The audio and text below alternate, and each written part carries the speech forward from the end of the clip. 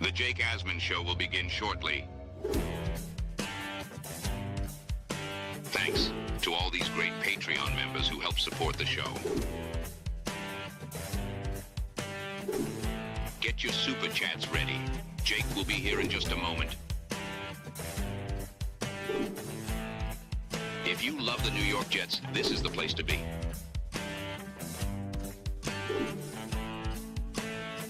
And now, the Jake Asman Show.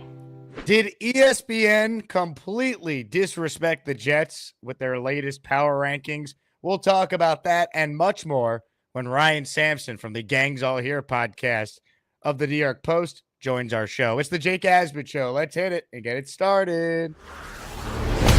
Man, our Jets are primed to win another offseason, baby. I got just the guy to get us going tonight.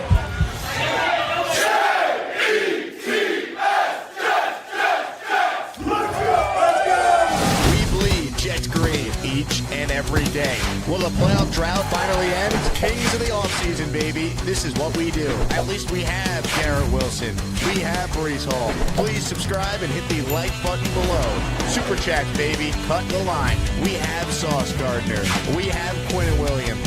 Prepare to be underdogs. Now it's time to talk all things New York Jets. It's the Jake Asman Show. Here we go, here on a Tuesday, second show on the day. I'm still riding my Knicks high. Hope everyone's having a good Tuesday right now. Quick reminder that if you don't already know, now you know. This show's available in podcast form, Apple or Spotify. Search the Jake Asman Show. Listen however you choose, and you can take the show on the go. The show you're watching on YouTube, same exact thing, but it's just in audio form if you want to listen to it that way. So love all of you who listen or watch. Appreciate your daily support. Let's say hello to a good friend of the show, one of the hardest workers in New York media right now, from the New York Post, Gangs All Here podcast, Ryan Sampson joins us now. Ryan, happy Tuesday. Welcome aboard. Happy Tuesday, Jake. Man, that was very nice of you to graciously invite me on your show again today. You hit the nail on the head there when it comes to the Knicks. That was an insane win last night. There's a certain feel in the city after a huge comeback win like that. I mean, that was insane. I still can't get over it like you, man. That was an incredible win last night.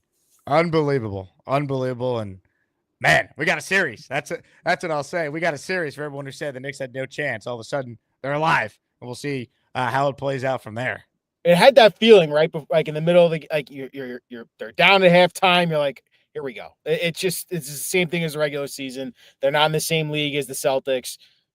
Credit to Brunson, Bridges, OG, Hart, the offensive rebounding. That was a damn good win, man. That was fun. Hell yeah. Now, I said this earlier, but I'll use the same transition for you. Let's hope the Jets can follow a similar path to what the Knicks have been able to do the last couple of years. Ownership didn't change. James Dolan still owns the Knicks. He's the same guy that Knicks fans less than 5 years ago were chanting every night, sell the team. Very similar to Woody Johnson. He's not selling the Jets. He was responsible overseeing the latest hires of coach and GM. Hopefully, the Jets got the right people in place, and they could start to turn things around. I bring up the Jets, and I bring up that because ESPN's not feeling it. So they released their post-draft power rankings, and these rankings are made up of more than 80 writers, editors, and TV personalities ranking every team in the league from 1 to 32. These are based after the draft.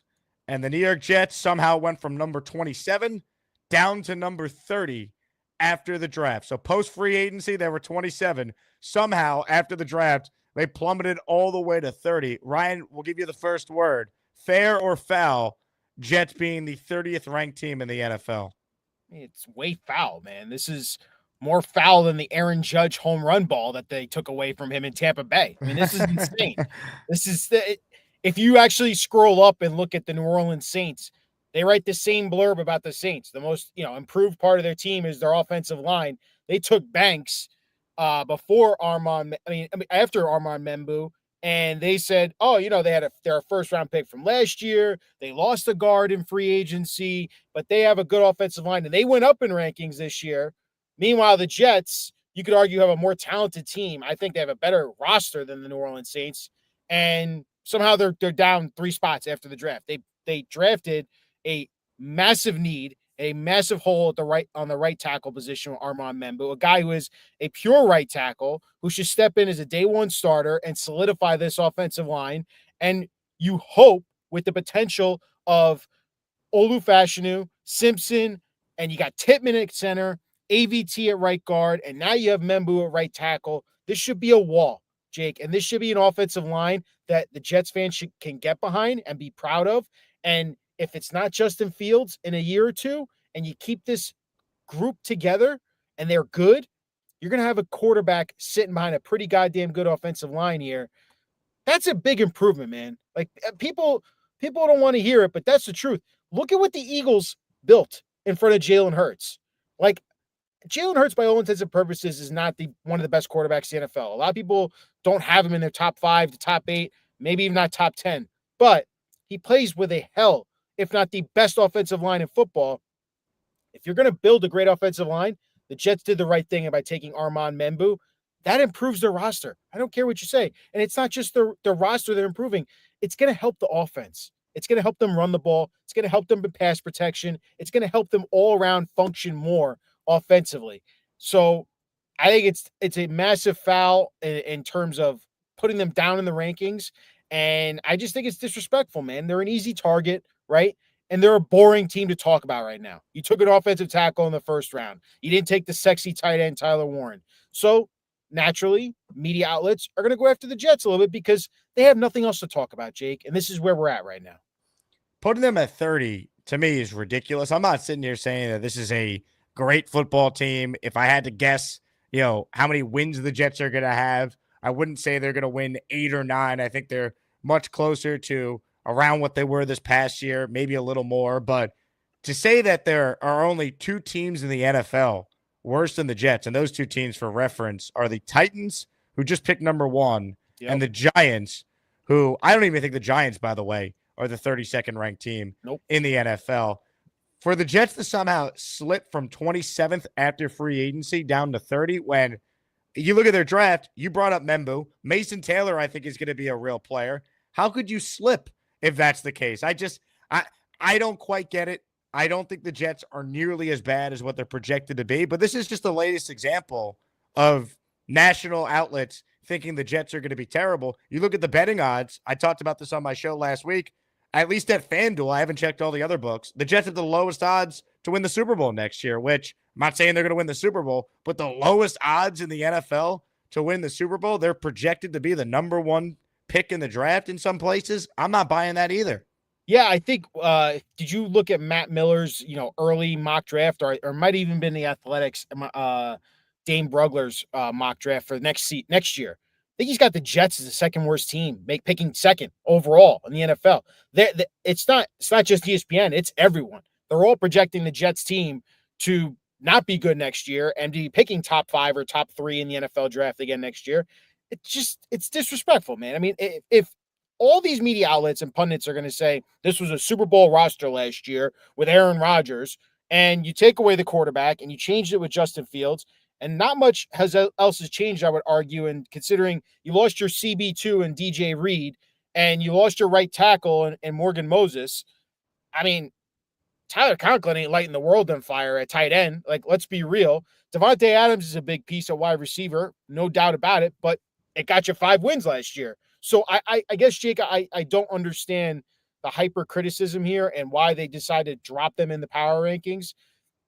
It's an easy target. That's all I can say. They just love taking the Jets as an easy target.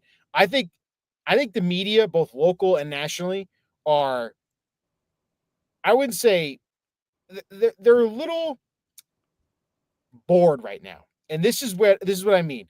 Aaron Glenn and Darren Muji, but I would say it's more Aaron Glenn, are trying to cut the BS out. Like, they're trying to cut the leaks. They're trying to cut all the narratives that the classic Jets, this is, always dysfunctional, never doing the right thing. They're trying to cut all that out. And I think this is where you get testy with the media, and the media is going to try and fight and claw you, and they're going to dig at you, and they're going to take their shots when they can. It's an interesting time right now with the New York Jets. They haven't even played a football game, nor are they even held an OTA practice officially for minicamp or anything like that. it's a wild time right now if you're a Jets fan. Well, you could tell, at least locally, the beat writers can't wait to pounce on Glenn if he screws up, if there's a bad loss early, because Glenn's not solid from the standpoint of he's not going to text with them. He's not going to help them with their stories. He's not going to be buddy-buddy with them, which I like the approach from Glenn. You got to win, though, because we know how this works. They'll turn on him so quick the second they get a chance, and the fans will have Glenn's back if he wins. And it will be that us against the world mentality that a lot of Jet fans don't like the people who cover the team anyway. But I just feel like. And how about your boy Samini's write-up saying the Jets didn't improve anywhere? Yeah. On the roster. Which, I mean, he's going to say they got worse at quarterback. He was among the people arguing that they should get rid of Rodgers then. And that's kind of my point. It's like you can't have your cake and eat it too. You can't tell me, they haven't improved anywhere, but then you're advocating for the Jets to get rid of the guy that you perceive to be better at the most important position. So I'm not saying Rich is hypocritical here, but I think the media in general, with how the Jets have been covered at times this offseason, has been disingenuous because they're advocating for Glenn. He's this great hire, can't miss. He's the guy that needs to get the job. They hire that guy, and now it's still, this team stinks. They have no hope. They're not going to be any good. Jake, it's fun to talk about the draft. It's fun to talk about the possibilities, all the hype leading up to it, where these teams are going to pick which player can fall to you. Look, the Jets went at this approach, I would say, in the first 3 rounds, the smart way, picking for need and knowing that they could identify players that they wanted. Taking Membu was the right pick. You solidify your offensive line. You didn't take the risk of an offensive tackle, picking them in the second round, and maybe they're starter, maybe they're not. You took the tight end, Mason Taylor, who I think by all draft pundits think he's very talented, can probably step in as a day one starter and contribute to this offense right away. And then you took the corner from Thomas from Florida State. You need another corner. You lost DJ Reed. So if you're telling me I'm getting a big body corner that's physical at the line of scrimmage, can play press man in an Aaron Glenn defensive system that praises corners to be able to play in press man, that's another hit for you. And you drafted for need with your first 3 picks. What I would say is all the people freaking out about Arian Smith and, Malawaga and Barron, it's like, these are all dart throws at that point. After the 3rd round, Jake, it is all dart throws, and you're hoping that you can find a depth player or a special teams player at this point to work out. Arian Smith, I don't know anything about him. I just know he's fast. Like, we don't know. Like, John Gruden praised him. John Gruden said, I love Arian Smith. This guy's working his tail off. I know he's got the drop issues, but this guy is someone who's going to work at trying to be a better receiver every single day. Maybe Engstrand and Aaron Glenn are in the same mindset and saying, we think we can work with this kid and maybe he can develop into something. Malachi Moore, they needed a safety, right? Like, they're very thin at the safety position. This is a guy who's played a ton of football at Alabama. Again, I didn't watch much of Alabama football, but I can tell you is Nick Saban loved him, recruited him, played him early as a freshman, and he played a lot of football at Alabama at a winning program. Those are the type of players the Jets need. They need winning players. So I didn't have really many issues with this draft. They drafted for need. Maybe they took Smith early, but at that point, when you're drafting in the 4th round, you're taking dart throws and you're taking chances and you're hoping one of them hits. Well said. And I think ultimately, if the Jets got the first 2 days of the draft correct, and I think they did. I think Armand Membu, at the bare minimum, is going to be a good player. And I think Mason Taylor will finally solve the tight end issue the Jets have had. If they just hit on that, you're feeling pretty good. But then you throw in Thomas and the value, and the more I watch him, the more I think, yep, this is an Aaron Glenn corner, press man, big body guy, him and Sauce. You could see the vision for what that could look like down the line. If they just got that right, that's a pretty good draft. Very good draft. Better than most recent Jet drafts over this playoff drought the last 15 seasons. If they hit on any of these day 3 picks, now it's an outstanding draft. So, to me, I understand why there's outrage over Arian Smith. I think it's a reach, but I'm not losing sleep over it because ultimately, if you like the process on the first 2 days, that needs to be the focus right now in year 1 of this regime. Jake, if they found, let's say it's the next, I'm not saying he's going to be Sam Laporta, but if they found the next Sam Laporta type tight end in Mason Taylor, Jets fans are going to go nuts. They're going to love this kid. And they're going to freak and Aaron Glenn, Darren Muji, these guys found the next great tight end. This is there is a ton of possibilities. I think they went smart in the way they didn't trade up. I mean, they didn't trade up for any of these guys. They picked them where in their slotted position. They waited for their guys to drop to them, and they said, "This is who we want. This is who we always wanted," and they took their guys. Again, taking a shot at them and saying they got somehow worse after the draft doesn't make much sense to me. I think the Saints being higher than the Jets is like asinine, to be honest with you, because I don't even know who their quarterback is, because Derek Carr's got a shoulder injury and he's talking in church saying, I'm hoping God can help me heal my shoulder. Like, who the hell knows what's going on down there? So I don't know, man. Like, the Jets are getting so much disrespect. I saw a bunch of, I don't know if you saw this.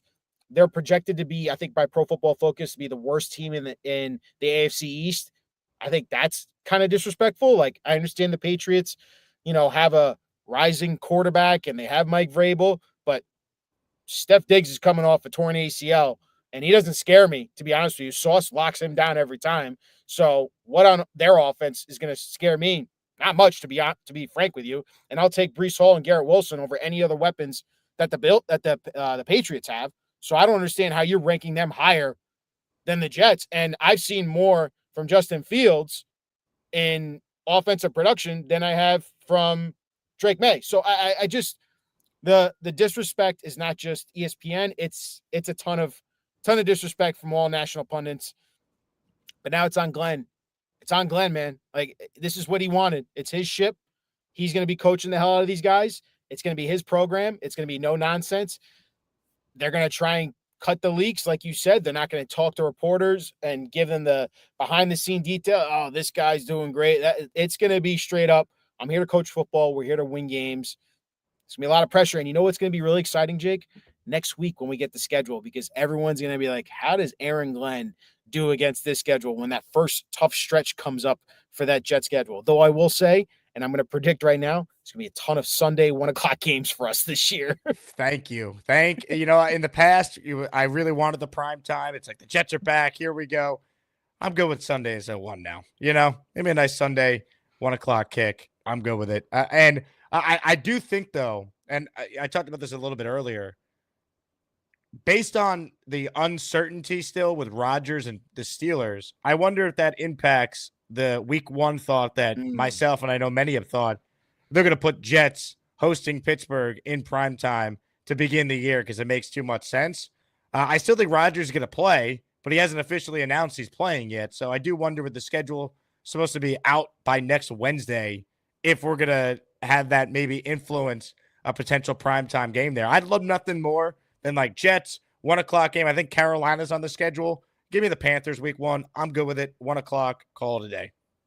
I agree, man. Like, if they're like, we're not in prime time week 1 for the first time in a while, I'm going to be excited about it, because it's kind of refreshing to be like, let's just wake up on a Sunday morning and just prepare for a 1:00 kickoff. Our Jets football ready to rock and roll. See how Aaron Glenn does in his first game with Justin Fields and Garrett Wilson and Breece Hall, Sauce Gardner back in this defensive system. How is this defense going to look? How aggressive are they going to be against some of these teams? Yeah, man, I think next week is going to be, I think we're going to see a lot more from the fans. Like, we're excited, even though the media will probably, again, crap all over the Jets and be like, loss, all over the schedule. Yeah, they got to get off to a good start, too, when the schedule comes out. Because I brought this up as well over the last couple of days. The buy-in that Rex Ryan got immediately, it wasn't just, I'm not kissing Belichick's rings at the press conference, and he was funny and entertaining leading up to the regular season starting. It was, he backed it up. That Jet team started 3-0. Week 2, 2009, Old Giant Stadium, arguably the loudest I've ever heard that building be for a Jets game in my lifetime, right? Rex sends the voicemail to all the season ticket holders, and then you know what they do? They beat Brady and Belichick, and they send a message that things are going to be different now, and they ended up being different for a little while there with Rex. I think a good start for Aaron Glenn, I think that's really important. I'm not saying he's got to go out there and be 5-0 like it's the 04 Jets, but I think getting off to a good start with this new regime will do wonders towards the fan morale, getting people to really buy back in, because this fan base is down bad right now. I've never seen it as bad as it is, as far as people I know in my life and people that regularly call the show, Ryan, that canceled their season tickets or just aren't as optimistic as they normally are this time of year. So I think a good start for this new regime is really important. Yeah, man. Listen, there's plenty of room for the Jets bandwagon. You know that, Jake. And if they're going to hop off, they're going to hop off. But I think you and I are true lifers where we're stuck with this team no matter what. We're going to watch them no matter what. I'm dumb enough to make my living talking about them. Yeah, exactly. Exactly. And it's just, but I think it's going to be refreshing. Like I something I think you've been harping on and I've been harping on with this team and this roster that we currently see. They haven't been coached well. They haven't been coached by the best coaches. It's asking a lot for Aaron Glenn to somehow turn this team into a playoff team first year. But if he's as good as we all have heard and all people have talked about Aaron Glenn and the type of leader and coach he is, he should be able to get this team to perform a hell of a lot better than what Robert Saleh has. I'm tired of seeing the late collapses. I'm tired of seeing a coach who doesn't know how to call a timeout in the right situation or making sure he's on top of his guys. And, hey, we're in third down and long here. Let's make sure we're not putting our corners on an island or in a bad situation here. When are we calling the right blitzes? When can we be aggressive on offense? Like, I'm interested to see how Tanner Engstrand is because you saw Dan Campbell and company, they were and Ben Johnson were very aggressive with that Lions offense, right? Like they were going for it at an aggressive rate on fourth down, third down, where they are in the field. How aggressive is Aaron Glenn going to be with Tanner Engstrand? And like, if we're on the midfield, 40, 45-yard line, and it's 4th and 2, 4th and 3, are we going for it? Are we getting the ball to Brees? Are we getting the ball to Garrett in those situations? So I think those are the things I will look for and pay attention to and be like, this is exciting. This is a lot different than here's the play. Aaron's changing it before we get into the line of scrimmage. Aaron's going line. He's signaling here. Blah, blah, blah, blah. All right, we're going to throw the ball again. It's like, I don't know, Jake. I don't know if you feel that way, but that's how I feel about this Jets team is that it's going to have a different vibe, I think, game plan wise, and also just what we see from this roster and getting more out of it. What do you think Fields has to do to be the guy beyond just this one season? People have asked me to predict his stats, Ryan. It's a really hard thing to predict when you don't know what the offense is exactly going to look like. And Fields' ability to run makes it hard to kind of nail down what passing stats, for example, would look like. But when you think of Justin Fields and what he has to do to maybe be the guy beyond just this 1 year where you're the bridge before we draft someone in the first round, what do you think he has to do? What are your expectations for Fields? I mean, I think my expectations are Justin Fields. I think he could have a career year. Like I truly do believe that. Like I know he had a lot of great weapons in Chicago, but we saw they didn't support him with the right coaching staff, right? Like Luke Getsy, offensive coordinator, and well, I can't think of his name, Matt Eberflus as the offense, like disaster, total disaster as a head coach. He didn't have the right system being developed when he was drafted by the Bears. The Steelers, Arthur Smith has been praised as a good offensive mind, a smart offensive mind, but we all know Arthur loves to run the hell out of the football. I'm sure the Jets are going to be doing the same thing here, but I think Tanner Engstrand knows Justin Fields was a hell of a quarterback at Ohio State. We have to be able to unlock the connection between him and Garrett Wilson. That has to be part of this offensive game plan. I'm expecting a career year from Justin Fields, to be honest with you. Like, I think we're going to see his best statistical year. Now, like you said, it's not going to be lighting the world on fire in terms of, like, his most yards he's thrown for in a season is 2,500 with the Bears, right? 17 touchdowns with the Bears in 2022. Can he be a 25 touchdown passes, 3,000-yard passing? I think that's respectable. Probably be 10 or more interceptions. I would hope it's below 15. But if you get a 25 touchdown pass season, a 3,000 yards passing season, maybe he rushes for another 7 or 8 and rushes for like 600, maybe 800 yards. That's not bad, man. I mean, if you can get 4,000 all-purpose yards out of Justin Fields and maybe like 40 touchdowns all-purpose from between rushing and passing, I mean, that'd be awesome, right?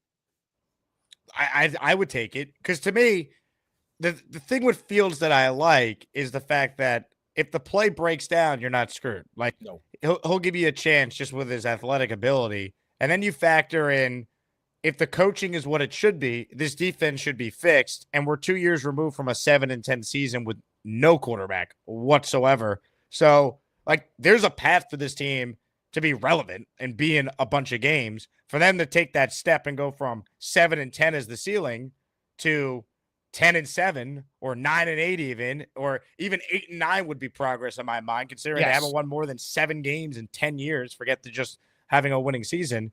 Like that to me is the next step. It's like the coaching needs to be there. And then obviously they're talking about Fields, Glenn saying he's going to break out. We're going to let him play quarterback. Like they think there's a lot more there than we haven't seen. Show us. Because if they do that, all of a sudden the whole perception of what this team is and what this coaching staff is, Ryan, completely changes. We're going to feel like we finally have the right people running the show.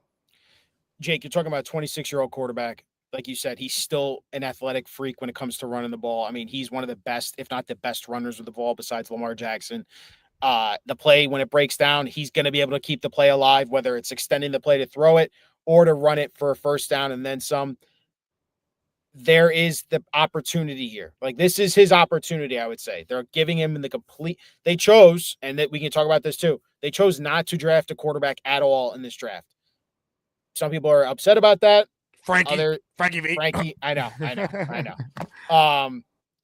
Was it surprising? Yes, but like it didn't make or break, I think, in my opinion. Like, I understand you don't have the quarterback solution. You're taking a dart throw again at Justin Fields. You don't know what he's going to be. But like you just said, if they can unlock him and make him have a career year here and they win 7, 8, or 9 games, that's a step in the right direction to say, we need another receiver. Hey, we identified we need another receiver.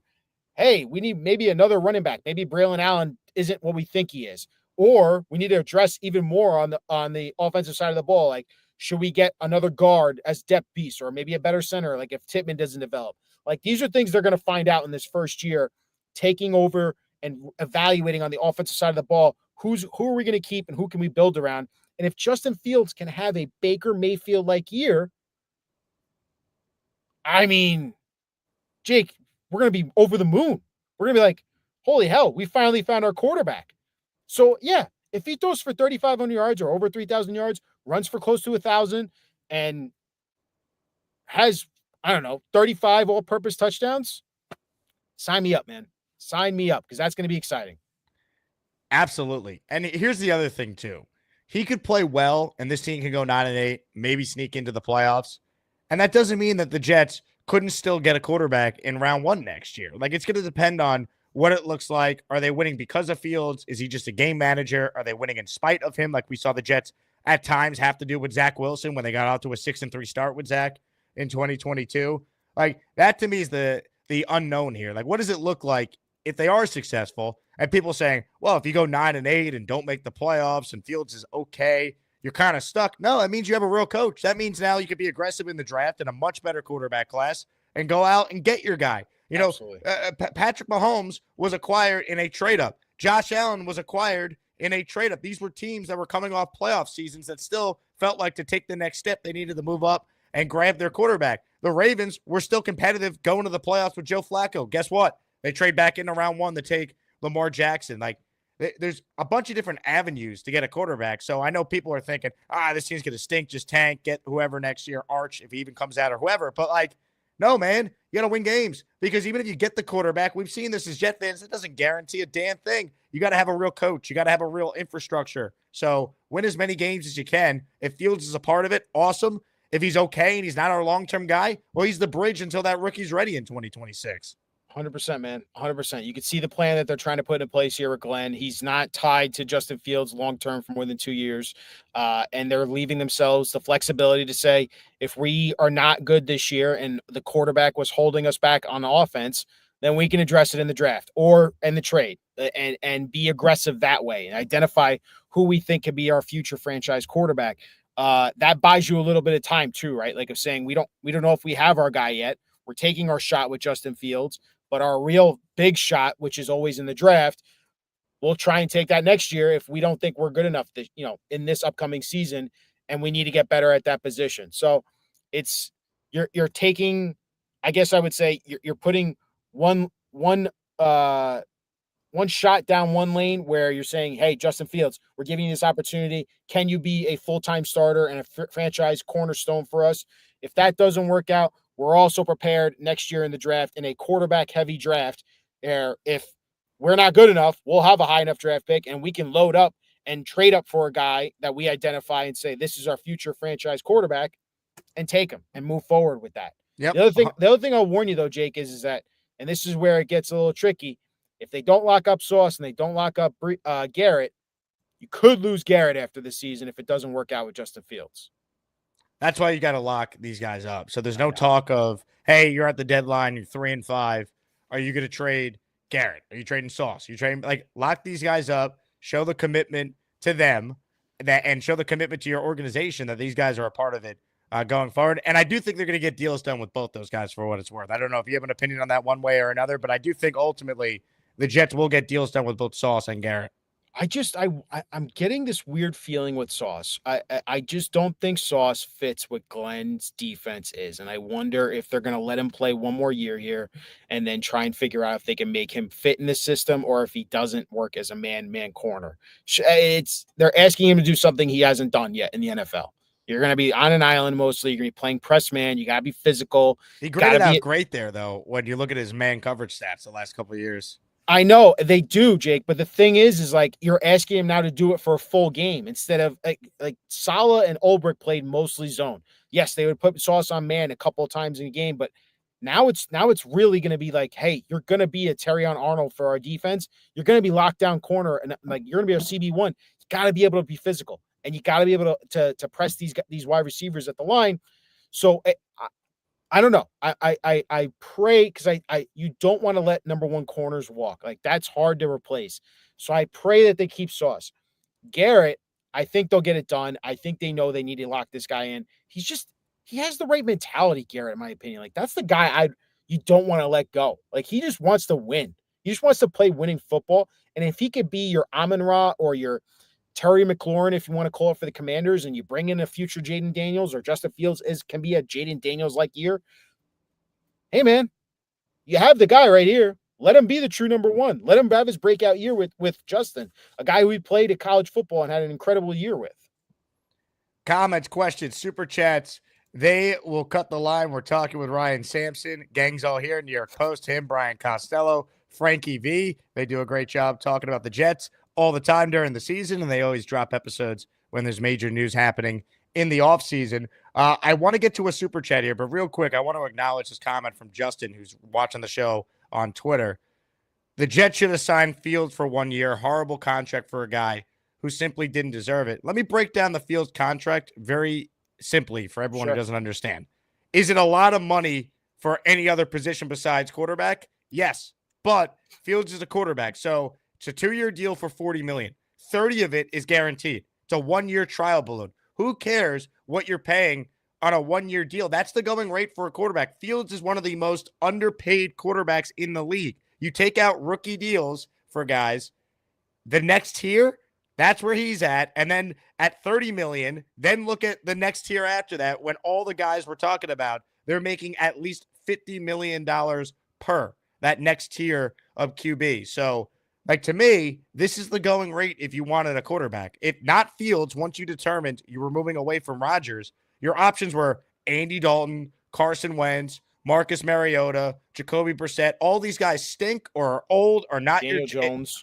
Like, no chance to be your long-term guy. So Fields, while I don't think he's their long-term answer, he might be. There's a chance. Maybe it's 20%, but that's 20% higher than the other names I just mentioned. So that's the going rate to get a quarterback. And by the way, Justin, since it's front-loaded, you have Fields for $10 million guaranteed next year, which is great backup money or bridge quarterback money until the rookie in 2026 is ready to play. So anyone criticizing the Jets for the Fields contract, I think that's unfair.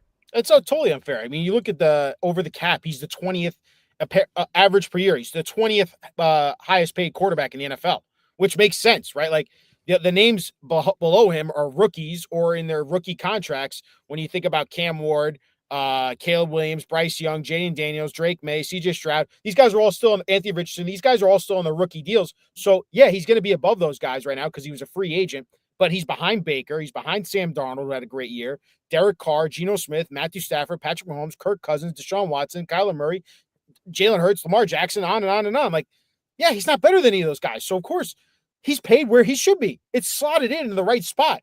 It's above the rookie deals, which are already given to these quarterbacks when they get drafted in the first round. And he's right below all the quarterbacks that are better than him and currently are getting paid more than him. That have established themselves as franchise QBs. So that's a ridiculous comment by Justin. Like, it's not a bad contract. It's really not. I mean, look, you can criticize the Jets for a lot of things, and I certainly have on this show, but that's not one of them. Like, if you're going to move on from Rodgers, getting Fields was to me the only logical choice because the other options out there stunk. That's the bottom line. Bad. Like, there's at least hope as a Jet fan this year that we might have our guy. Like, none of the other options, we could say that. Like, I'm sorry, you couldn't. Like, maybe our best case scenario was they have signed Jameis Winston and we get the Fitzpatrick 2015 year all over again. But that's not sustainable. That's not real. Like, this has a chance to be real if Fields is the guy. That's the hope. That's the hope if you're a Jet fan. Yeah, and it's a guy, like you said, it's the hope that, if that 20% works out, that he can become a franchise quarterback. You just hit the jackpot. You just hit the jackpot, and you're paying him $10 million next year, if anything, and 30 million this year. Like, that's incredible if you can make that happen. But also, like you said, the other options were not good. Kirk Cousins is still in Atlanta. Like, I know people didn't want him. Like, he ain't getting traded. Atlanta has no idea what they're doing over there, but they're keeping and holding on to him. You want to be in the Cleveland Browns situation where they're taking quarterback after quarterback in the draft, and now they're going to deal with the headache and Shedeur Sanders? Like, okay, have fun with that. Joe Flacco? Like, come on, man. Like, we've been there, done that. Like, this team, they're constantly under evaluation right now. Aaron Glenn and Darren Muji are trying to figure out who they can take moving forward into 2026 and beyond. It's not just about this year. I think Jets fans need to realize that. And this is the year one establishment of what are we going to be? Can we win some football games? Can we be competitive? Can our coaching staff get more out of the guys that are currently on this roster that we believe in? And then we'll move forward from there, man. By the way, someone pointed it out in the chat. Justin on Justin Crime here, with Justin going after Justin Fields. Unbelievable. Mickey with a super chat. First one of the show. Thank you, Mickey, for your support. If Justin Fields sucks this year, do we trust Glenn drafting the next QB? Because Fields was in the NFC North with Glenn. Glenn watched a lot of film on him. He did, and that shows you why they signed him. Glenn obviously thinks that there's something there because he had to prepare for him multiple times a year in the same division. Look, do I trust Aaron Glenn to draft the next franchise quarterback? I don't trust anyone to do it. The Jets have never been able to do it. So, like, until they do, I take it back. Pennington, I believe, was a franchise quarterback. Yes. He unfortunately couldn't stay healthy, but that's a long time ago, man. So I have no faith in the Jets ever hitting on a quarterback. That's why I hope it works with Fields, so it's easy. We don't have to go down that path again. Fields would be 26, entering his prime. Here we go. We got 10 years solidified. That's what you hope. Yeah, you hope you hit like Tampa Bay did with Baker Mayfield. Don't forget, Baker. I thought Baker actually played really well in Cleveland at times, and like I still don't understand why they got rid of him. Went to Carolina, flamed out there. Went to LA, won a football game on one day of learning the offense. Turned that into a free agent deal, 1-year deal with the Tampa Bay Buccaneers, and took them where they needed to go in the playoffs. And you're seeing now how he's getting rewarded with that. You surround him with good players, and you put a good young offensive coordinator like they had in Liam Cohen. You can make it happen. And Baker's been rewarded, and I'm just hoping that the Jets can unlock that with the first-round pick in Justin Fields. The talent is still there. You can't argue the talent he has. But now it's a matter of, can you channel it? Can you get him to operate in your offense?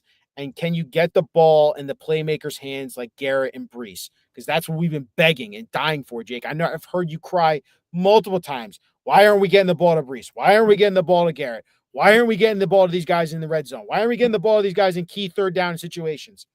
That's what I'm hoping this offense and this team can build around and get that into Justin Fields' head and use the Mason Taylor and run the ball behind this wall of an offensive line and protect Justin Fields because he was horribly managed in Chicago and beat up behind a terrible offensive line. So if the Jets can just make any of that 80% better or 50% better than what he had in Chicago and in Pittsburgh, it's there, man. It is there for Justin to take that next step and be a franchise quarterback. If you're watching this live right now, hit the like button and please subscribe to the channel. First time I'm plugging this on the show. We have our raffle on Friday this week. Full-sized Broadway Joe helmet. Comes with the display case and the certificate of authenticity. Get the membership to be entered in the raffle, plus a signed Justin Fields helmet. We know Ryan is high on Fields. You have a chance to win a signed JF autographed Jet helmet and then a Joe Klecko helmet. a Aaron Glenn signed photo, and just added yesterday, for those of you who missed it, signed Sauce jersey is our 5th prize in the raffle. Sean says, if we go 4-1, watch Jake go full in.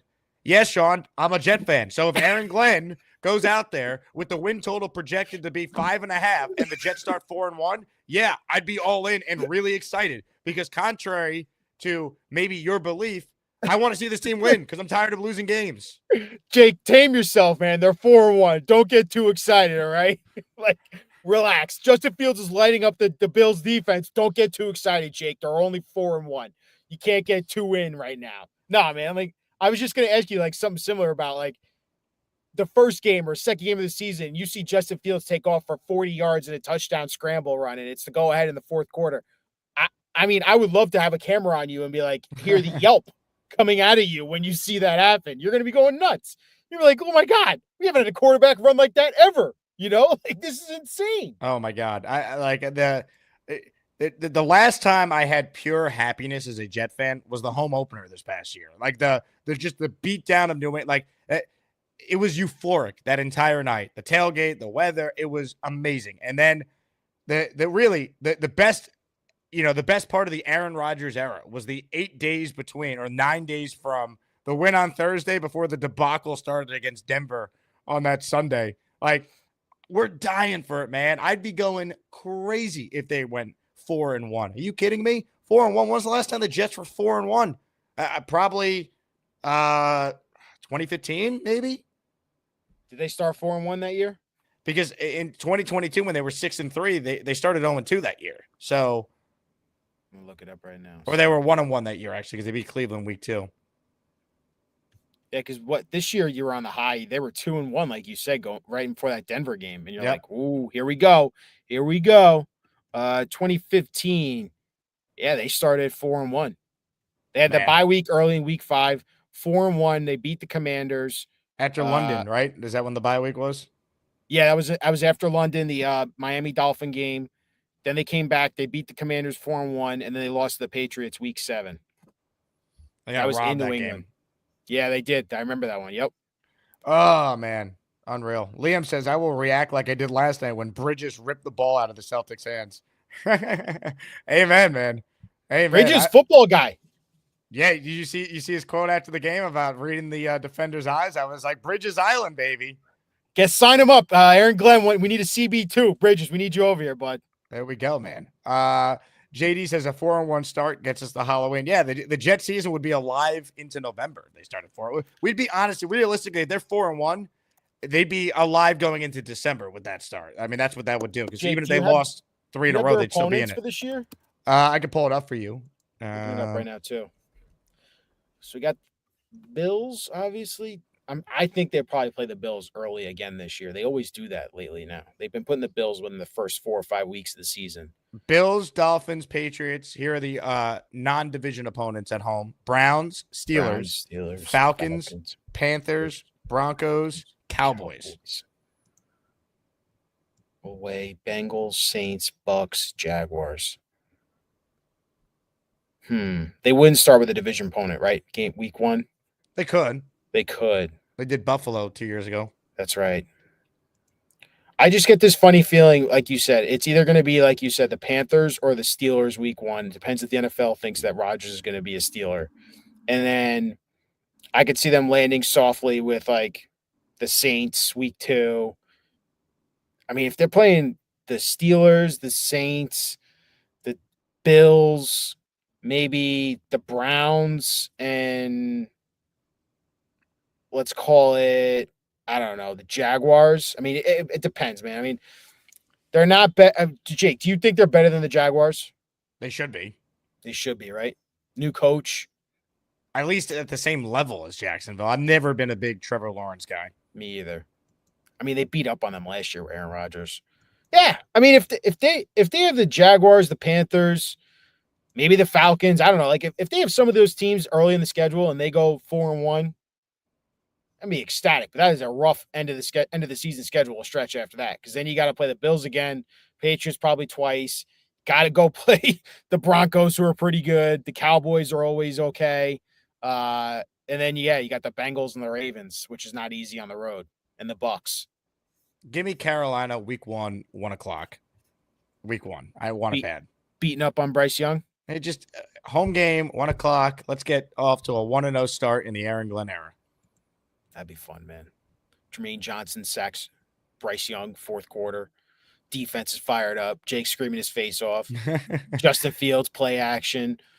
Deep bomb to Garrett. Yeah, that'd be fun, man. That'd be fun.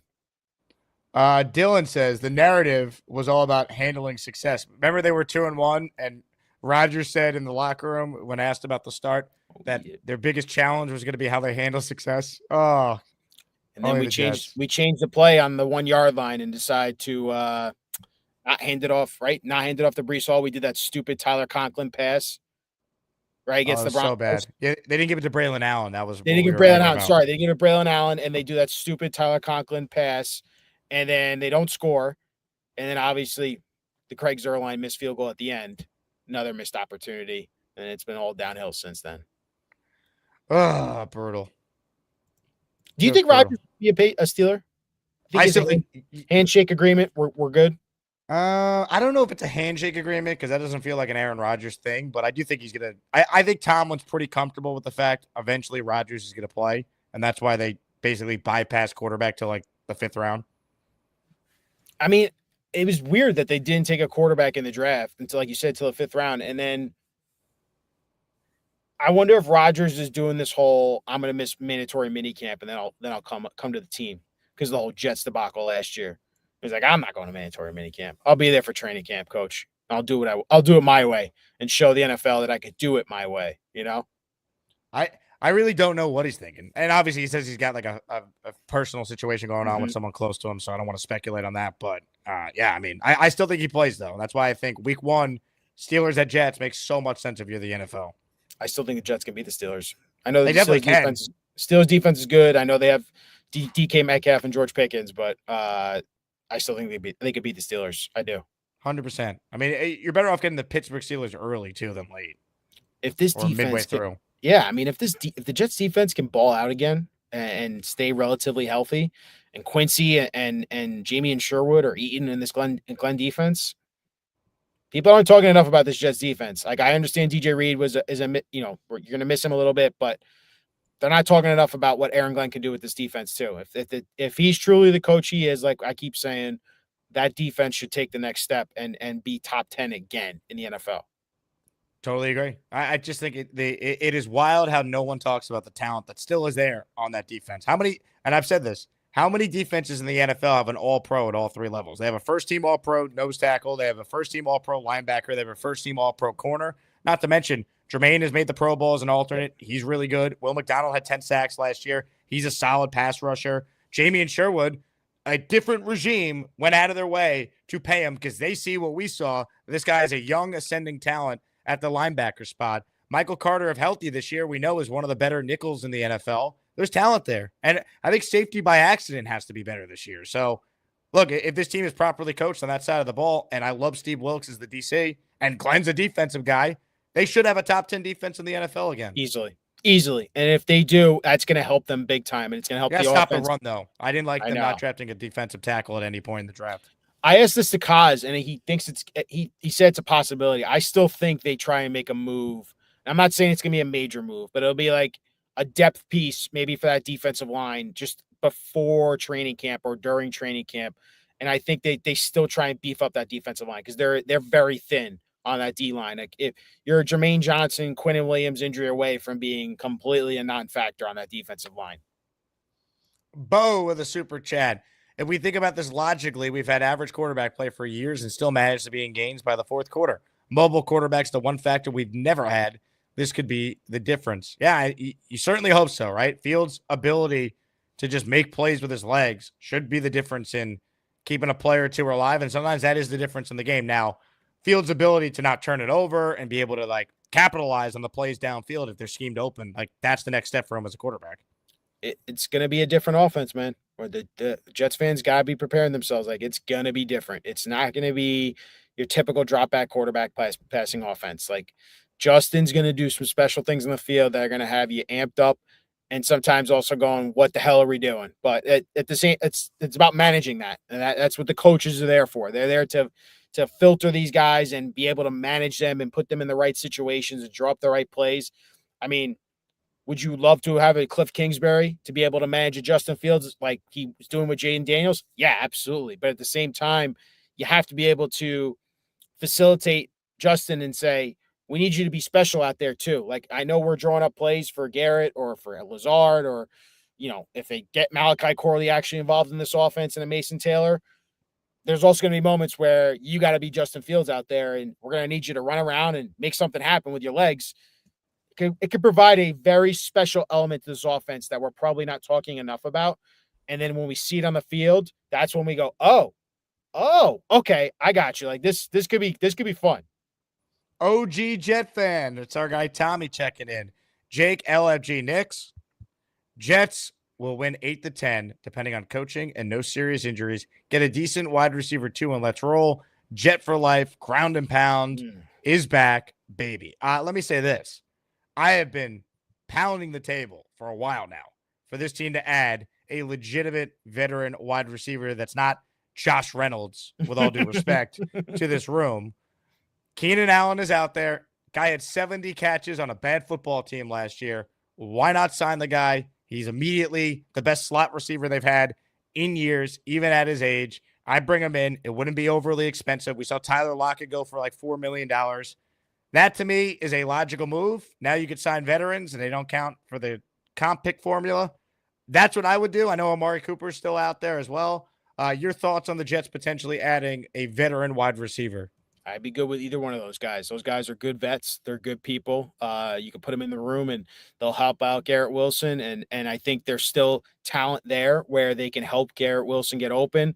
And yeah, like you said, I mean, Keenan Allen worked with Caleb Williams last year. I mean, I think you could sign up for either one of those guys. I think Amari is a little more injury prone than, even though Keenan has missed some time too.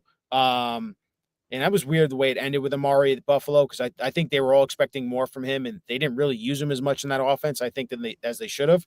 But I don't know how healthy he was either. Yeah, I know. That's what I'm saying. Like, he wasn't totally healthy last year, but if you get me any one of those guys and you get him on a cheap 1-year deal, yeah, sign me up, man. I mean, the Jets could always use more talent in that wide receiver room. And even like Kaz told me, he's like, I'm still surprised and shocked that Lazard's still on the team, but they restructured his deal, and I guess Glenn likes him. Like he studied, like your previous comment was from your fan before, like Glenn studied Lazard, especially when he was in Green Bay, and he has some sort of respect for him and thinks that there's something there still where he could be a decent wide receiver 3-4 there for you. And he's still a hell of a run blocker. I know people don't want to hear that, but Lazard can be a very good run blocker for you on the perimeter, which they're going to need, especially if they're going to try and do a lot of, zone run style with Breece Hall and getting him on the outside of the perimeter. Danger Zone checks in. Shout out to you, Dane. Knicks in 7. Let's hope, Dane. Let's hope. One game at a time, baby. And you must extend one of these guys today prematurely. AVT, Breece, or Quincy, who you got. Don't be dumb. Hit the like.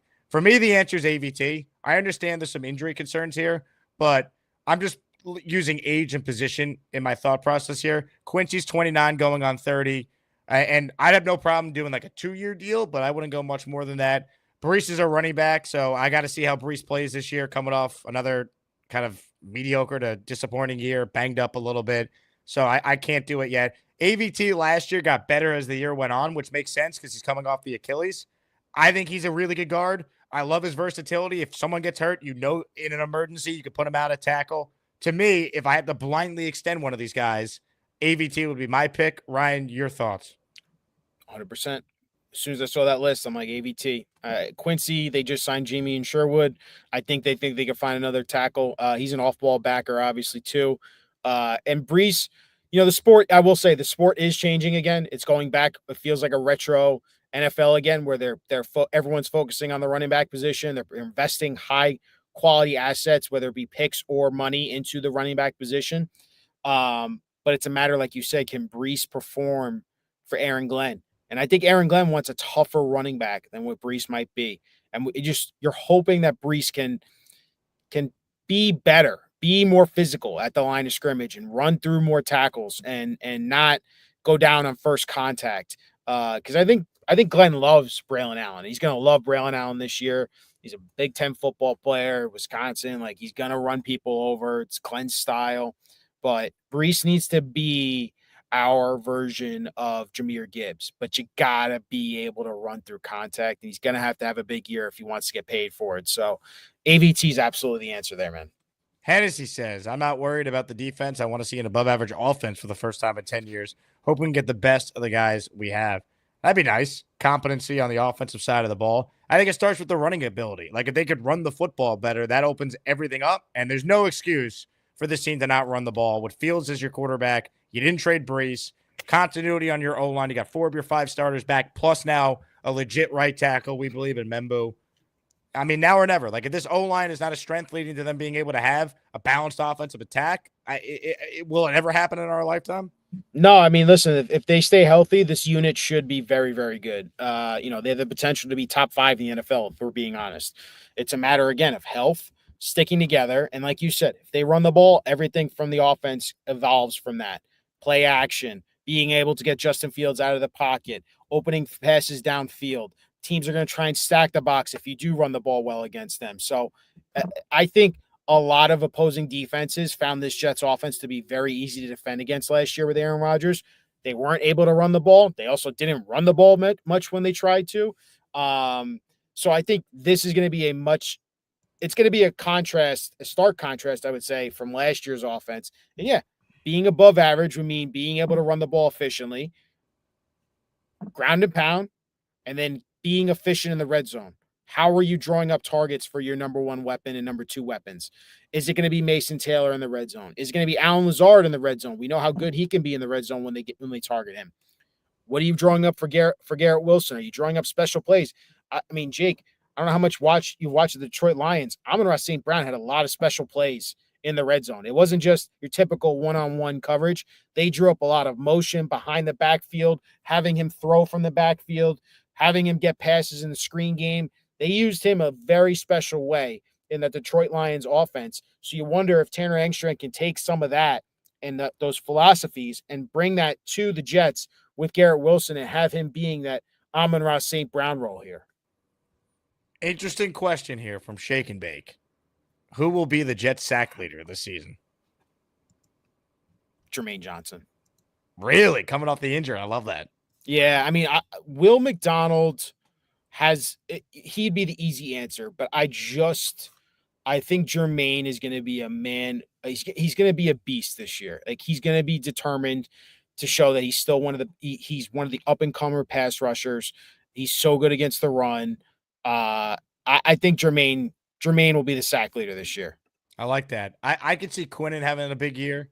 I feel like he's due. But it's tough with a defensive tackle to talk about sacks. You want a sneaky candidate? Yeah.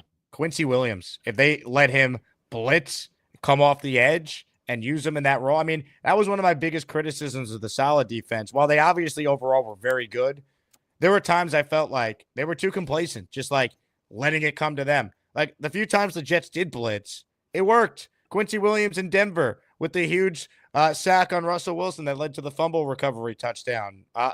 There's so many examples, not enough of them. But when the Jets did blitz with Quincy coming off the edge, it was effective. Even Sauce coming off the edge in that game against the Dolphins a few years ago, knocking Teddy Bridgewater out of the game was awesome. I think Quincy could be used as way more of a, coming off the edge blitzer in this defense at times. And same thing with Sherwood as well, who's one of their faster players too. I just wonder if who's going to be the Alex Anzalone of this Jets defense, right? Like, so Anzalone was Glenn's middle linebacker for the Detroit Lions defense. He was his big guy making plays in space and was able to defend the run. Is it Quincy, like you said, or is it going to be Jamie and Sherwood? Can they be the blitz guy Quincy in open field is I think he's the best open field linebacker, no matter what, just because of the speed, it's special. And can Glenn unlock that still and get that to an even further extent, like you're saying? It's definitely a good sneaky pick. I mean, for them to be a sack leader, one of those linebackers. Ryan, you are the man, my friend. This is the last super chat for you, and then we will say thank you for your service. J-Mo says, Pittsburgh plays Green Bay this year. Naturally, I think AR versus Green Bay or he said nationally, I think AR versus Green Bay is a bigger deal than Green Bay versus the Jets. So I'm not scared of that being primetime week 1. Well, Steelers versus the Jets is a big deal because it's also Fields against his old team.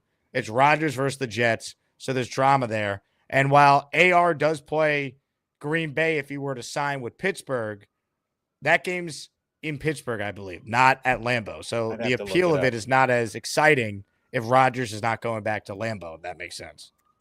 Yeah, I'm gonna look it up right now, see if they're home or away for the Packers game. There's also rumblings of that game being moved to Ireland as well, but I don't know if that's been confirmed. They would do that? That's crazy. They are home against the Green Bay Packers. It's not even in Lambeau. Yep. So yeah, I think it makes more sense for the Jets. Jets Steelers makes more sense just because all the drama and the NFL loves drama. They eat it up. It's like the NBA. They try and capitalize on those situations whenever they can. Pat McAfee will have a pregame show probably for that game for some random reason, and they'll be like, Aaron, come on!" So yeah, That was a great McAfee impression. no, thank you. Ryan, you're the man. Appreciate you. Anytime, Jake. Appreciate you, bud. Gang's all here, New York Post. If you're a baseball fan, I'm a huge Yankees fan. Ryan does the weekly Pinstripe pod with Joel Sherman, so check that out as well. Any other pods you're doing, Ryan? I mean, I know those are the 2 ones that I listen to, but you guys have a ton of content coming out of the New York Post. No, listen, man, I appreciate you as always for having us on and plugging the content.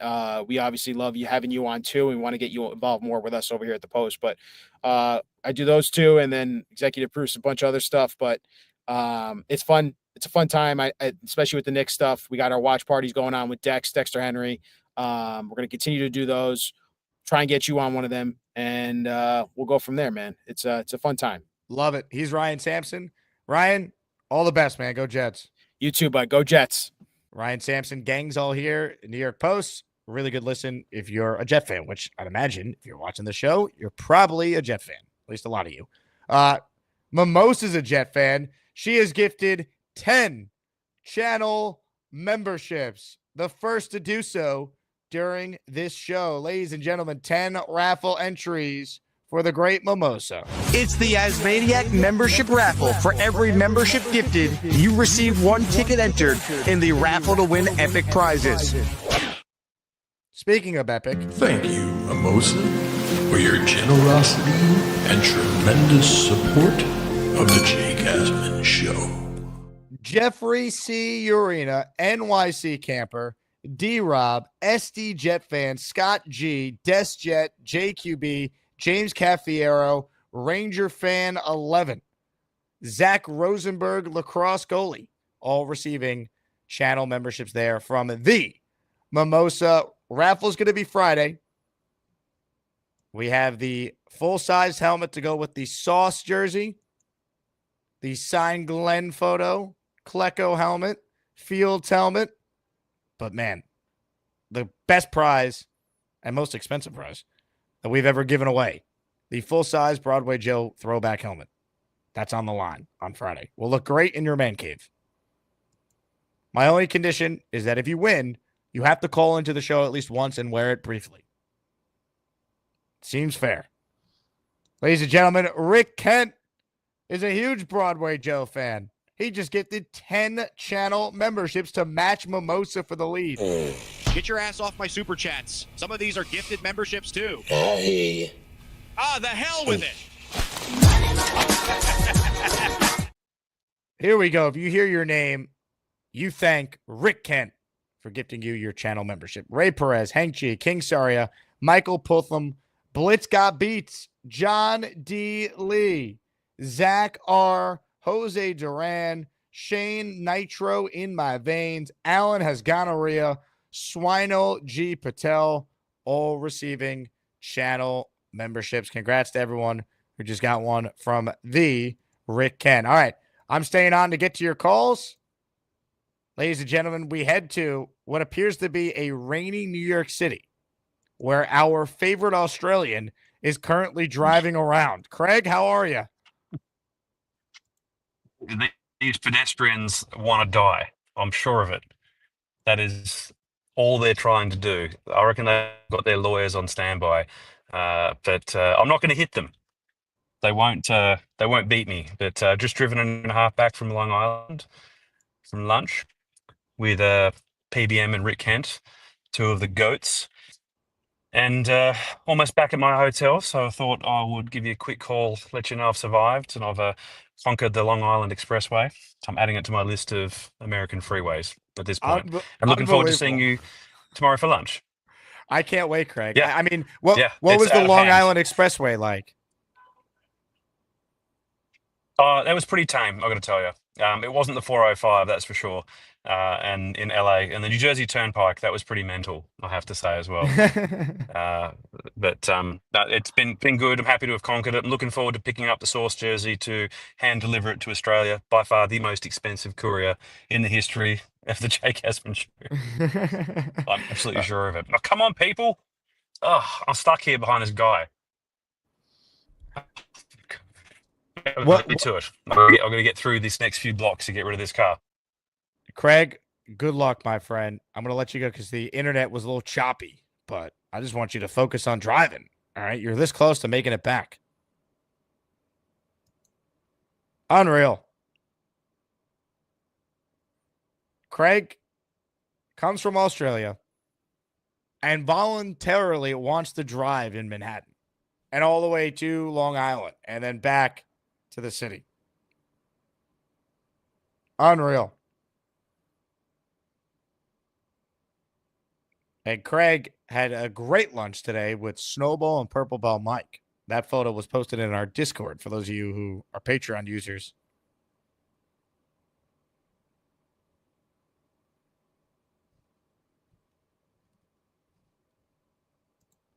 Let's see.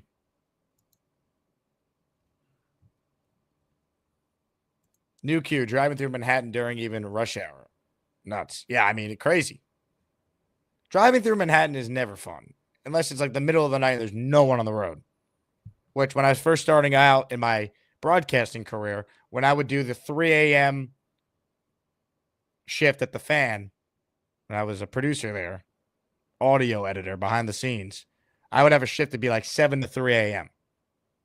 I'd have, when I would board up Steve Summers or John Jastrzemski or Tony Page, be 12 to 6, and there's no one on the road. That's the best.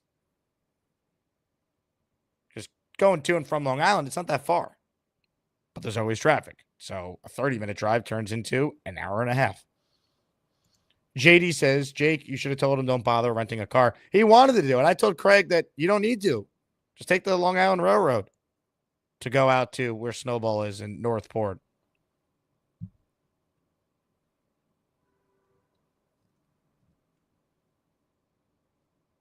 But Craig's a madman. He wanted to drive. Nate writes in, he's driving in Midtown in the rain at 5 p.m. May the Lord be with him. Amen. All right, more of your calls right now before we wrap. Mets 2128 is up next this segment. What's up, Mets? Not much. It's been a while since I've been on, Jake. Where you been? Not much. Putting in my hours on the grind over at Lowe's. Doing stuff mostly involving wrestling and baseball, going to comic conventions, that sort of stuff. Comic conventions? Mm-hmm. Which comic convention were you at most recently? Micro convention, not far from my house. Where are you based? Concord. In North Carolina, not New Hampshire. Okay. I was going to say, because you and Charles Gorman should link up. Anyway, as far as the whole deal with the whole Jets disrespect, I mean, let's face it. Last year, the Jets shot themselves in the foot by basically letting Aaron Rodgers throw his weight around. In hindsight, it was a mistake to recruit him. You know what I mean? Well, it didn't work. I still think it was the right move to go after him. Unfortunately, him getting hurt 4 plays in changed the entire course of what could have been. And then last year, he started acting like a tyrant. Well, last year, I think the biggest problem was they were so poorly coached, and then they fired Robert Saleh, which lit the season on fire at 2-3. Yeah, made things worse. Correct. But in any case, now that he's gone and Justin Fields comes in, given that he's now being hedged by a guy who is both a legacy Jet player in Aaron Glenn and a guy who has been bred in the NFC North as a coach in Aaron Glenn, made me think this will give Fields someone he's more comfortable to work with. Because let's face it, in my view, when he was in Pittsburgh last year, Fields basically got cheated out of the job because Russell was throwing his weight around.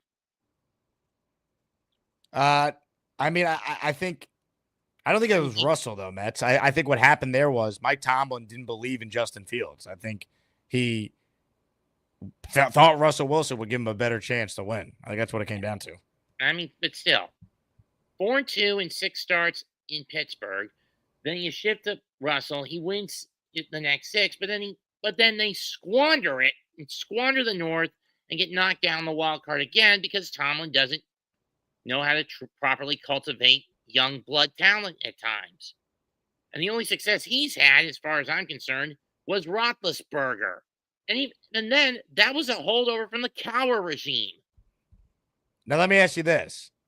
You think the Jets are going to be able to cultivate a young quarterback? Their history is not great doing that at all. True. But at least unlike most rookies, especially a certain milk chaser, at least that's the accusations against Wilson. Did you say milk chaser? MILF. Oh, what's a MILF? Older women with a big bust. Big butt? Bust. Front. Bust? Like a Hall of Fame bust? Like that you see in like Canton, Ohio? Chest bust. A what bust? Chest bust. A chest bust? Older woman with a big rack. Oh, okay. Thank you for clarifying. Yeesh. Hey, speaking of big racks.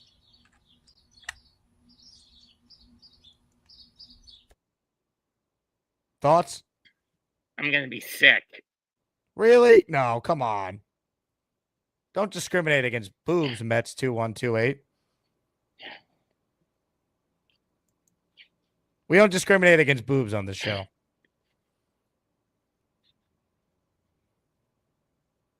You're literally trying to kill me, Jake.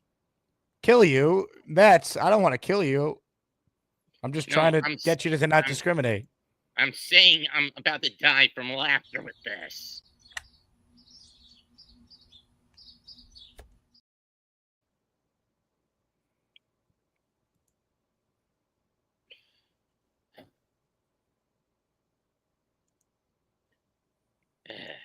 Anyway, before you got us sidetracked talking about breasts, what were you saying? I'm saying, true, Wilson couldn't be cultivated.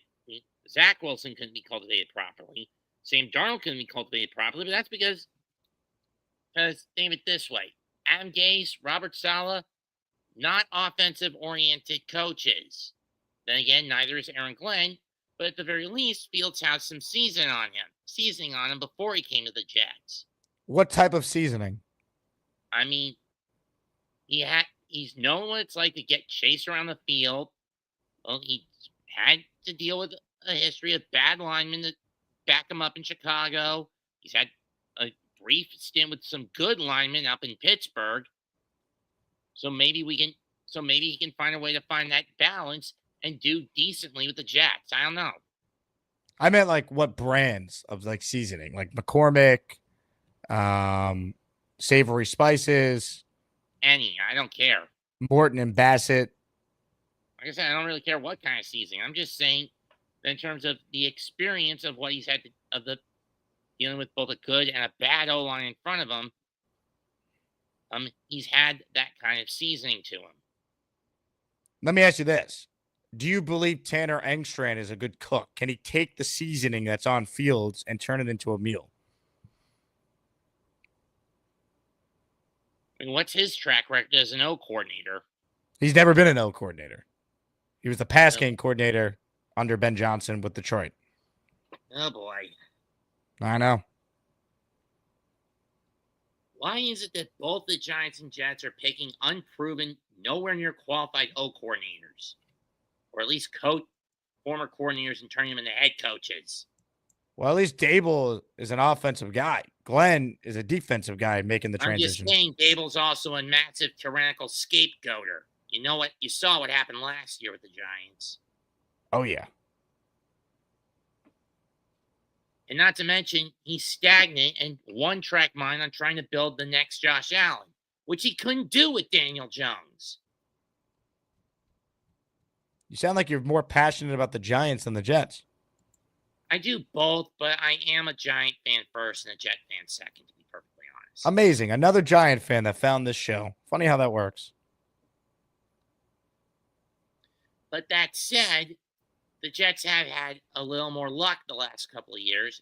Not great luck, but still luck enough to get wins. Luck. But at least in this case, maybe with Glenn, the Jets can be more tactically flexible on both ends of the ball. But it's going to be the defense that's going to be putting most of the weight on themselves again this year, like it was 2 years ago, like it was 3 years ago.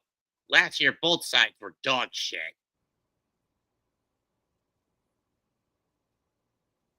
But the question is, can they pull it off? I say they might be able to pull it off. Give us a percentage of pull it off. Maybe a 55% chance. Really? It's higher than I thought. Now, I see you're wearing a Mets hat. Are you also a Yankee fan? Or are you just all New York sports? For the most part, yes. Knicks? Yep. Nets? Not so much with the Nets. No. Because they were Jersey first. How about hockey? Islanders predominantly. Okay. At least I'm glad that we just got the top draft pick and we better not F it up. How about enjoy the fact we got the top draft pick because they had a 3% chance of getting it? True. And besides, this team has been in a rut because Lou Lamoriello was always asleep at the wheel. Sounds like you're an ageist. No, I'm saying that Lamoriello, after he fired Trotz, the team basically was spinning its wheels. Trotz brought discipline, continuity, and consistency to the team. Once he let him go after the 21-22 season, this team would barely scrape into the playoffs at best, miss out at worst, and their special units were basically getting clobbered on both sides of the puck. Hey, can you repeat after me? It's clobbering time. It's clobbering time. Well said.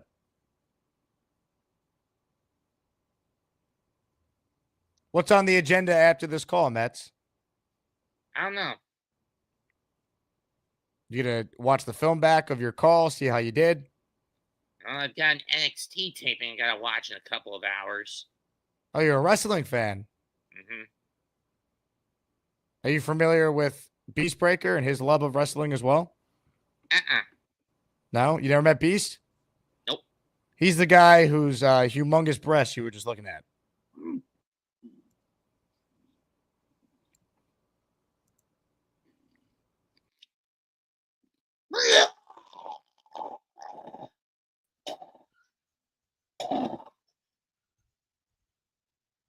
Hello, Mets fan. How are you? Hello. Are you wearing? Is it the all black Mets you're wearing, or is it the black with the blue? Last year's Say Connect. I see that. Well, I just barely got up 5 minutes ago. I didn't feel like getting up anyway, but I'll get up anyway. What the hell? Oh, to Jake, bombshell news. Are you listening to this, Jake? I hope you're ready. TV's Doug Dusto, also known as Fishing for Bangers, is going to make his appearance tomorrow. Get ready for the biggest.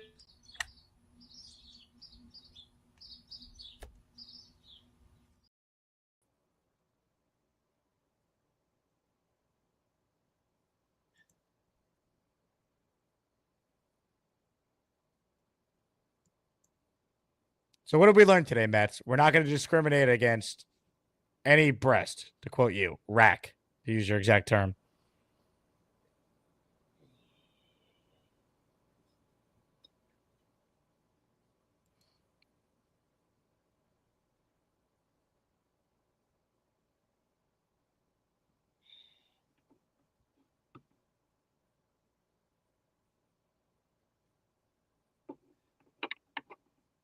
You okay there, Mets? Yeah, I'm just done with the call. Yeah. Yeah. Are you gonna call back again? Maybe in the future, just not the immediate. So when you say future, how like project out a timeline for us? Because a lot of people are gonna want to know. Maybe a month, maybe 2 months. I don't know. 2 months. How about next week? I'll pass. Can you at least think about it? Don't make a rash decision so quickly.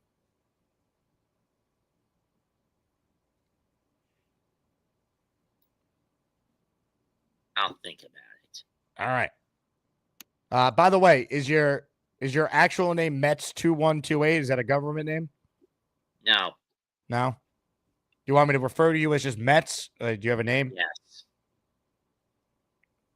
You just go by Mets? Yeah. For most other content creators, I go by that. Okay. So I'll call you Mr. Mets2128 if you want me to be more formal. No, thank you. All right. Well, I appreciate your time today. Excellent call. Thank you. You get the fuck out. Now that was a call. And if we could get Mets to become a regular, welcome to March. He'll be in Asmaniac Madness next year. That is for sure. Comments, questions, super chats, cut the line. Shout out to Kevin, who just sent me $10 saying, "You're the effing legend, dude." Kevin, you are. You people are the best. I get to do this for a living because of people like you, Kevin. So thank you for your support. Speaking of support, Darth Crypto, you kidding me? Sound the alarm.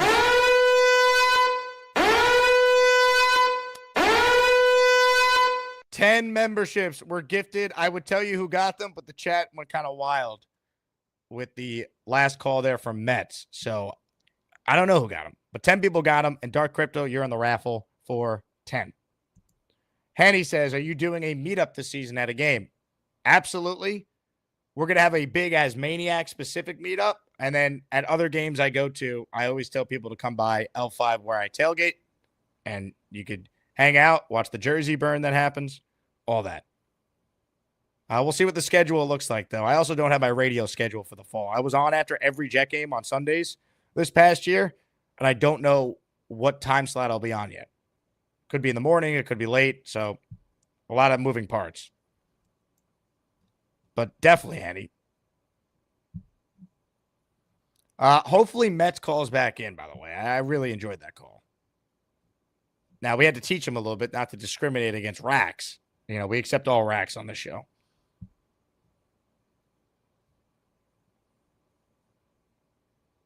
Gator says, does Mets 2128 want an intro?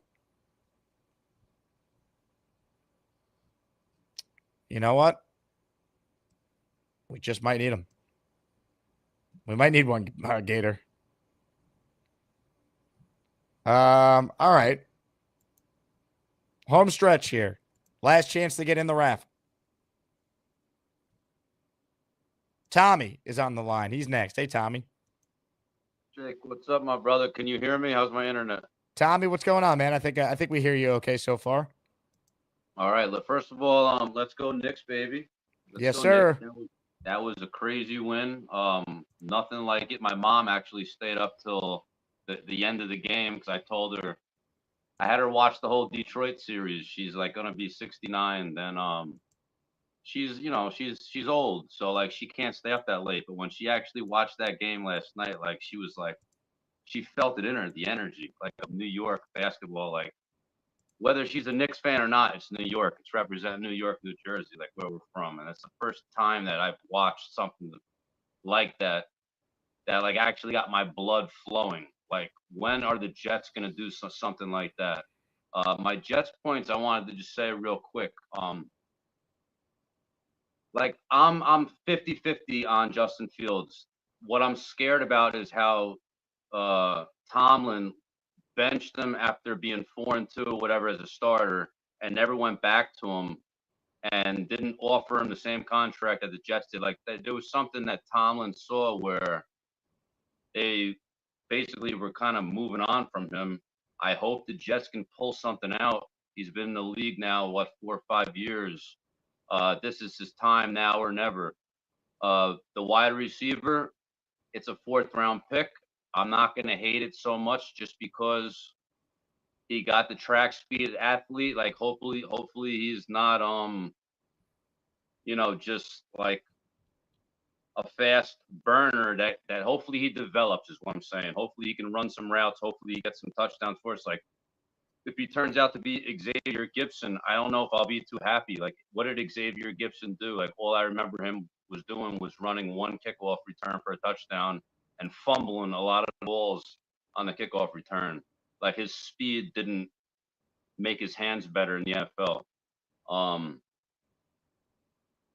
I don't know, man. Like it's all about the coaching this year. Like if we put our odds in Aaron Glenn and Tanner Anstrom, who we don't know about, but Steve Wilkes is proven.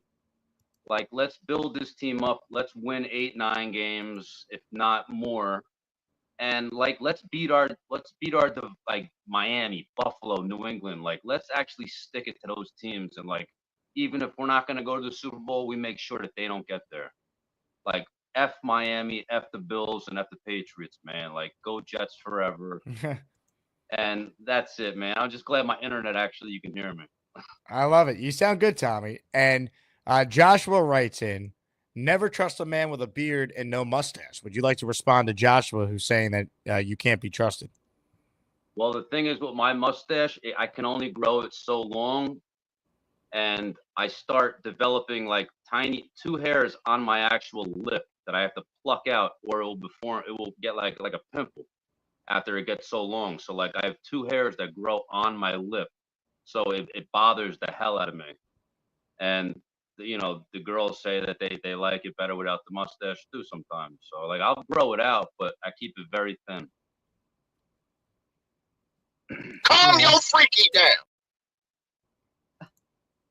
But man, yo, let me tell you, this is our year. Like I'm not saying this is our year to win it all, but this is a prove it year. Like I'm tired, like you say all the time, like of this 4 or 5 win garbage when we're supposed to be good. Now, like we're supposed to be the worst 30th best team. Like 2 teams are worse than us. So let's go out and prove that we're gonna smack it to the media instead of they're predicting us to win 9-10 games and we come out 5 win flat. Like I'd rather have all the haters. I'd rather play all 1 o'clock games. Keep us out of prime time. Keep us out of the spotlight.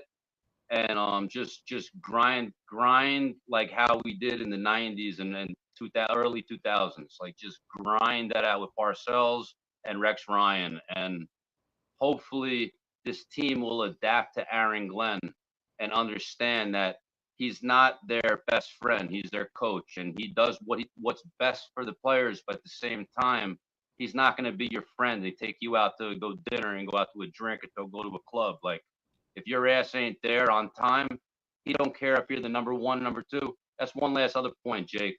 In the NFL, like I know we got 3 good running backs and two are pretty good. Isaiah Davis, we really don't know about, but I just don't see, even with the ground and pound offense, and if you have a tight end who's an option, you know what I mean, to catch the ball, how do you go in the NFL without a number 2? God forbid Garrett Wilson gets hurt. He's double teamed. How do you expand that offense where teams are not going to stack the front and take the run away? Well said, Tommy. Great points. It's Jets, Jets. I love Fireman Ed too.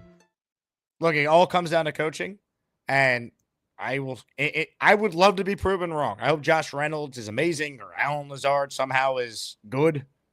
I have severe doubts on that. I think they're a receiver short right now. Even with Brees being, I believe, more of a focal point in the passing game, and Mason Taylor playing a role, of course, as the starting tight end, or Stone Smart. I think they're a receiver short.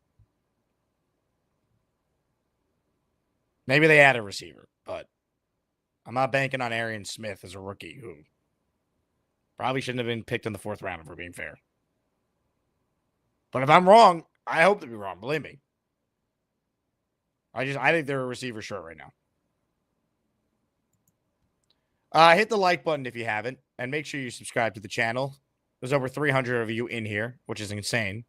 Considering it's May 6th. There's 17 other great Jet channels. And you guys choose this one. So thank you, thank you, thank you. Zach writes in with a super chat. Jake, will you be coming to London again this year?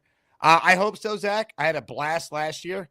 I'll continue to say the same answer I've said now every time I've been asked this. It's going to depend on that date of the game. I got some, obligations already in the fall, and it's just going to depend on the work schedule as well.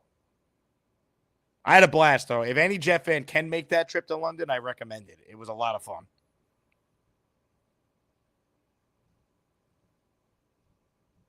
But I hope so.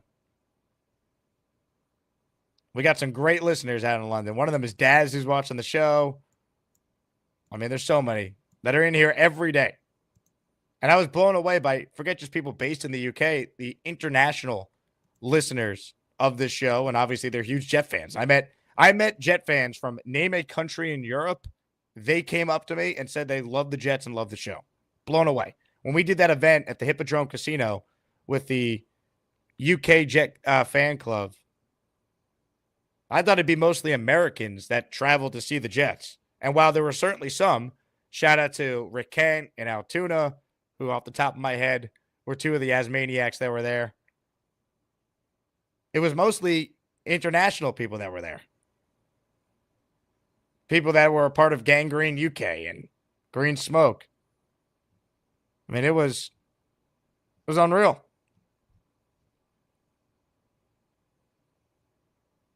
Couldn't believe it. Shout out to Adam as well, another one of our great UK-based listeners, Adam HW. It's wild. Real quick before we get out of here, I got some great news I could pass on. Leanie in North Carolina, one of our great listeners, her husband, if you missed the announcement, unfortunately is dealing with a health situation, needed to go to the hospital, has been in the ICU the last couple of days. So we're obviously thinking about Leanie and her family and wishing Mr. Leanie a speedy recovery. But Leanie wrote in our Discord about 15 minutes ago, today was a great day for Mr. Leanie. All his therapies went well. He will be moved out of the ICU to a regular room when one becomes available. We'll be filling out paperwork for an inpatient rehab center. The one we picked, we have heard great things. We've had a few people know. We've had a few people we know that either have been there or had friends or family there. Please pray that he gets accepted there and is available. We talked today about the Knicks game and how he could not believe that Brunson's shot did not go in. He thought they ended up losing, but when DJ, that's Leanie's son, told him the Knicks won in overtime, he said, F yeah. Thanks again to everyone for all your prayers. We all feel your love and support. So that's from the Leanie in North Carolina, one of the greats. So great news there from Queen Leanie herself. So thinking about you, Leanie. We love you here. And I met Leanie's husband at the Texans game last year. They both came to our event. Wishing you guys all the best. But here's Leanie's message up on the screen from our Discord. All right. On that note, we are done here, folks. If you're going to the Yankee game tonight, I will be there. So say hello.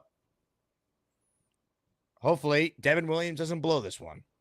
That was the only bad thing that happened in New York sports to me last night. I didn't even care because I was so hyped up about the Knicks and the Islanders out of nowhere got the number one pick. But see, the Yankees can bounce back. I also got to pick up the DVD that Beastbreaker sent. So I'll be on the lookout for that. Again, thank you all for watching. We are back tomorrow. My name is Jake Asman. This has been the Jake Asman Show. I end the show with a clip I want to play for all of you.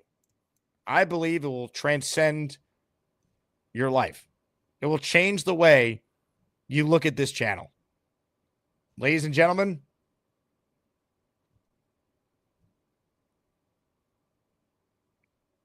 it's time. Breaking sports news just in from the Jake Asman Show. In what can only be described as a shockingly horrific moment, legendary YouTube celebrity Vincent, also known as V-Man, called into the Jake Asman Show and appeared lifeless, sending the show into total chaos. The other guy who I was asked more about last night is this guy online right now who might be sleeping. V-Man's up next. Hello, V-Man. Come on. V-Man, you up? Yep. Sorry. Line is right. Line it. Line's freaking out. Sorry. What's up, man? Thankfully, V-Man survived this near-death experience, and the staff here at Gator Sports got to work paying tribute to this iconic man. Now, this was just sent to me courtesy of Gator. Are you a fan of our new background? Putting people to sleep since 2021. Yeah, are we having a bad show? Like, no one's brought that up. I mean, I'm a little subconscious. Are we not doing our jobs today? That V-Man fell asleep on hold? Are we not entertaining? That's great. And the blanket and everything. It's awesome. That's great stuff.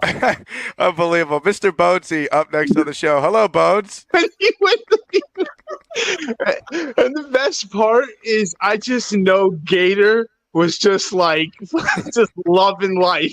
As soon as it happened, what comedy show, man. This shit is great. After several days of rest, the great V-Man found the strength to once again call in to the critically acclaimed show. All right, more calls right now. And I've been waiting to hear from this guy because I was wondering if he was ever going to wake up from his nap. The great V-Man, what do you think of the new background? Please, no. It's cringy, man. It's like the way you sprung up. I've never seen anything like it. It looks like someone else is on the line that is named V-Man that called in. Hold on. Let's go to the other V-Man. Please. Vicente, despiértate, saco de mierda. El tipo con el bigote rojo te está hablando. ¿Qué cojones te pasa? Despiértate o te voy a echar dreno por tu pinga. Chinga tu madre, Vicente. ¡Ah! Yeah. Sorry. Line is right. Line is freaking out. Sorry. Oh, God. Sorry, man. I look, you know, I work the graveyard shift. I just on the background waiting for my turn. You know, honestly, look, you know, having to wake myself up in the middle of sleeping. That is too coherent for my grandfather. Oh, my God. Ah! No, my grandfather is much less intelligible than that. Because you gotta remember, Puerto Ricans do not speak very good Spanish. It's very broken. I have no idea what you're even saying. I'm just what a program. What a time. Unfortunately, the multiverse had other plans for this historic moment in V-Man history. We come into this game real underdogs, being real disrespected. You done lost your damn mind. Tonight, we gonna set a precedent. It's time to take this division the hell no. Y'all better recognize who the hell we are. The JETS. Let's go, baby. Let's go, Jake. Yep. Sorry. Line is right. Well, the staff here at Gator Sports worked tirelessly to repair this breach in the multiverse, but unfortunately, we may have made things worse. The other guy who I was asked more about last night is this guy online right now who might be sleeping. V-Man's up next. Hello, V-Man. Come on. V-Man, you up? Yep. Sorry. Line is right. Line it. Line's freaking out. Sorry. We're the freaking New York Jets, so we're built for this shit.